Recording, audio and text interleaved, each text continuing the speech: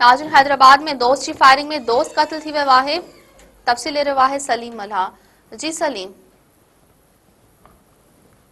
हैदराबाद जे बल्दिया वारे इलाइक़े में इंतहाई अफ़सोसनाक वाक़ियो पेश आयो आहे, जंहिंमें हिकु जेको नौजवान आहे उहो गोलियूं लॻण सबबि मारिजी वियो आहे।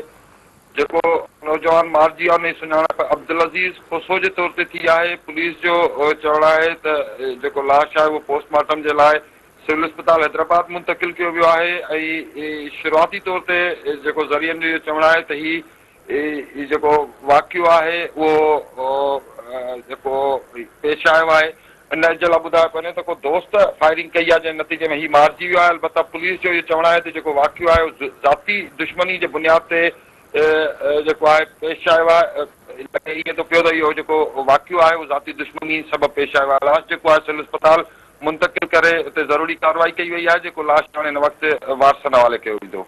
जी सलीम जी महिरबानी।